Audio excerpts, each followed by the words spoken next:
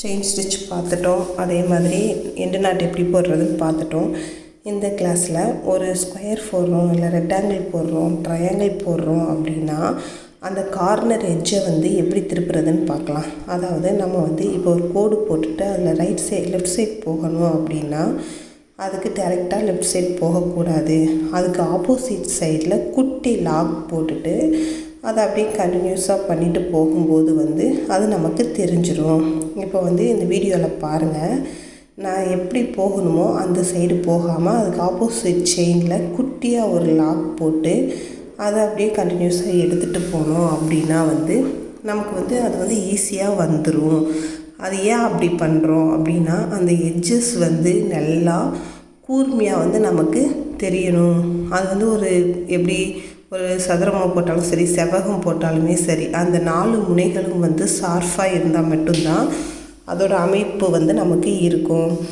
அதே மாதிரி தான் இதுவும் பொறுமையாக போட போட அது நமக்கு பழகிரும், அது வந்துடும். போட்டுட்டு அதே மாதிரி எப்போயும் நம்ம லாக் போடுவோம்ல, அது மாதிரி ஒரு லாக் போட்டுறணும். ஆரியை பொறுத்தளவு எப்போவுமே ஃப்ரீ ஹேண்டில் ட்ரா பண்ணக்கூடாது. நான் ஜஸ்ட்டு வீடியோ காமெடி உங்களுக்கு தெரியணுன்றனால இப்போது இப்படி ட்ரா பண்ணி காட்டுறேன். எந்த ஒரு வளைவு வந்தாலுமே அதை டைரெக்டாக அப்படியே நம்ம பண்ணக்கூடாது. அதுக்கடுத்து ஆப்போசிட் சைடில் குத்திட்டு தான் நம்ம அடுத்த அந்த லைனுக்கு போகணும். அந்த மாதிரி பண்ணுறப்ப தான் நமக்கு நல்லா நீட்டான ஒரு ஃபினிஷிங் கிடைக்கும். ஏன்னா மறுபடியும் நான் சொல்கிறது அதுதான், ஆரியில் ரொம்ப ரொம்ப முக்கியமே செயின் ஸ்டிச் மட்டும்தான். அந்த செயின் ஸ்டிச்சை பேஸாக வச்சு தான் நம்ம அதுக்கடுத்து வர எல்லா ஸ்டிச்சஸையுமே பண்ணுவோம். செயின் ஸ்டிச்சும் நாட்டும் ரொம்ப ரொம்ப முக்கியம். அது ரெண்டும் கரெக்டாக நம்ம பர்ஃபெக்டாக போட்டுறணும். அது ரெண்டும் மட்டும் நமக்கு கரெக்டாக வந்துருச்சுன்னா நம்ம ஈஸியாக ஆரி கற்றுக்கலாம். அது நமக்கு வந்துடும். அது ரொம்ப கஷ்டம்லாம் ஒன்றும் இல்லை ஃப்ரெண்ட்ஸ், ஈஸியாகவே வந்துடும். இதே மாதிரி நீங்களும் ட்ரை பண்ணி பாருங்கள். ஏதாவது டவுட் இருந்தால் கமெண்ட் பாக்ஸில் கேளுங்க, நான் எக்ஸ்பிளைன் பண்ணுறேன். புரியலைன்னா சொல்லுங்கள், மறுபடியும் வேறொரு வீடியோ எடுத்து போடுறேன்.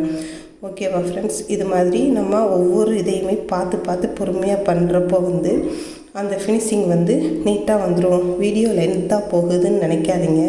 அதை நல்லா எக்ஸ்பிளைன் பண்ணி புரிகிற மாதிரி வரணும் அப்படின்னா அப்படி தான் லென்த்தாக போயிடுது. ஓகேவா ஃப்ரெண்ட்ஸ்? பொறுமையாக பார்த்துட்டு நல்லபடியாக பண்ணுங்கள். ஓகேவா? நூல் சிக்கு வராமல் பொறுமையாக பண்ணிங்கன்னா அது உங்களுக்கு நல்லா ஈஸியாக வர ஆரம்பிச்சிடும். ஓகேவா? அடுத்தடுத்த கிளாஸில் உங்களுக்கு என்னென்ன ஸ்டிச்சஸ் எதை எப்படி போடலான்னு சொல்கிறத நான் உங்களுக்கு சொல்லித்தரேன். ஒவ்வொரு விஷயத்தையுமே பார்த்து பண்ணுங்கள். அது ரொம்ப அழகாக வரும். பிடிச்சு பண்ணுங்கள், இஷ்டப்பட்டு பண்ணுங்கள். அப்போ தான் அதுவும் நமக்கு நல்லாவே வர ஆரம்பிக்கும். ஓகேவா ஃப்ரெண்ட்ஸ்? பாய். நெக்ஸ்ட்டு கிளாஸில் என்ன ஸ்டிச் என்ன பண்ணலாம் அப்படின்றத நான் உங்களுக்கு சொல்கிறேன். ஓகேவா ஃப்ரெண்ட்ஸ்? பாய். தேங்க்யூ.